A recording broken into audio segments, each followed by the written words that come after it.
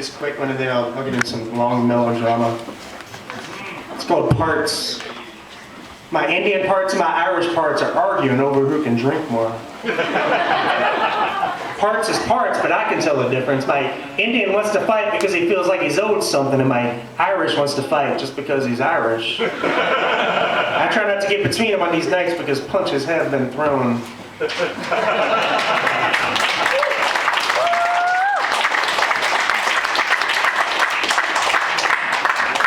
I usually tear up when I read this, but it's about my grandpa. He passed away maybe 6 months ago. But it's called Hot Wire in the Fuse Box. It's a little short story. Grandpa got sick, real sick, and Mom went down to Florida to take care of him. She had lived under his roof in 35 years, and she was 16 since I was born. My crying kept him up at night no matter how drunk he was, and my crying was a constant reminder that his oldest daughter didn't ever listen to him and had thrown her life away for some slick asshole who drove Chevys instead of Fords. Grandpa lived in Florida for most of his life, off and on. He only came up north to collect DUIs, it seemed.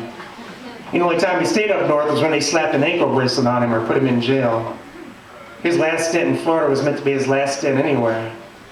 A few years before, he got another DUI, and the judge put a breathalyzer on his vehicle to keep him from drinking and driving. But Grandpa wouldn't have any of it. It's okay, nothing but trouble, and I ain't sticking around to wait it out, he said. And then he bought a brand new truck, one without a breathalyzer, and fled the bluegrass. Palm trees are easier to dodge, I guess, than oak trees. The first thing Mom did when she got down there was put training wheels on one of Grandpa's old 10-speeds and a basket for the tackle box. She used bungee cords to snap the poles to her back. My tits hurt like hell afterwards, she said. And then they ride side by side the 3 miles to the fishing hole. Kind of like the opening to the Andy Griffith Show, she said. Only he'd cuss at her the whole way. Call her an ungrateful shit and a good-for-nothing and a pain in the ass like she always was. Mom fought back, though, threatening to knock him off that bicycle, and then where would you be? And whenever he screamed, "I can't breathe, damn it," she'd point out that if he could still yell, he could still breathe. When he'd scowl at her and say there's a full moon out somewhere, she'd look up and respond, "No, there ain't." At night, after the baths and bluegill being cleaned, Mom would listen to Tina Turner to calm her nerves, but Grandpa hated Tina Turner.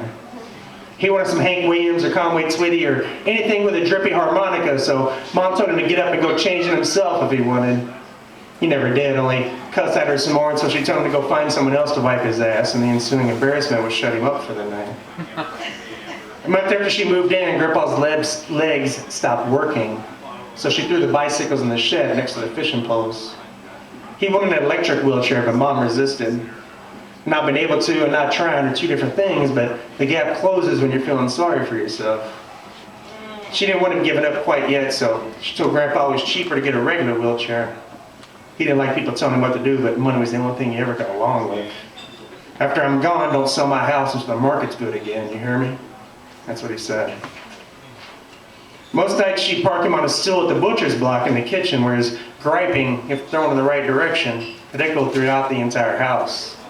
That became his favorite spot. That's what she told Aunt Kelly after passing the baton to run home for a little visit. Aunt Kelly did pretty good in her stead, tacking down the carpet the wheelchair had pulled up and mixing up his non-alcoholic beer with tomato juice just the way he liked it. She even took down all the doors in the house except in the bathroom so he wouldn't bust his elbows against the door frames. Still, somehow, somewhere, Grandpa missed Mom. One day at the butcher's block, he started crying and asked to no one in particular, "God damn it, when's Ellen coming back?" By the time she did, the cancer had spread so fast that Aunt Kelly got scared and put him in the hospital.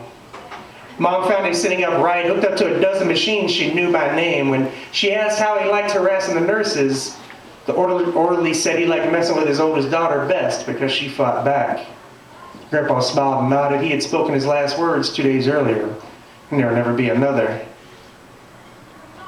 Mom got him out of there and took him home to a house he had paid for in cash and to the twin bed he had downsized to after Grandma passed away 20 years earlier. She pulled the blinds and tucked the blankets under his chin, turned down the Tina Turner. And everything Grandpa had ever begged for those last few months, Mom gave to him if he at least made an effort. She knew he didn't ask for anything his whole life that he couldn't get for himself, not really. He only bitched to rile people up or to get attention. Let me die, damn it. She kept on telling him that he's too hungry to let loose on Jesus just yet, and her conscience couldn't take it. I don't want God mad at me any more than he already is, she'd tell him. Still, he said it once a day for 38 days in a row, but when he couldn't say it, Mom knew he really meant it. A few days later, Mom looked Grandpa in the eye and whispered the first hushed words between them since her first month in the crib. I'm going to let you sleep now, but I ain't going to wake you up, you understand? Mom knows her medications. Pushed her way to a GED when Grandpa said she was wasting her time and too dumb to make anything of herself. Kept on swinging until she learned how to be a paramedic, valedictorian at the firehouse. Her office is in the basement of a mortuary, and whenever she felt sluggish, she'd sneak upstairs and take a look around. Reminded her how important she was to so many people. Reminded her to throw it in her father's face if the opportunity ever presented itself. I'm going to let you sleep now. Grandpa blinked a few times, nodded his head and mouth, I'm sorry or I love you. Mom couldn't tell. She wiped the tears from his eyes, smiled, and punched him on the shoulder, but not real hard. Then she put on a Conway Twitty cassette and walked down the hallway to the bathroom. Closed the only door left in the house, and she called her oldest son.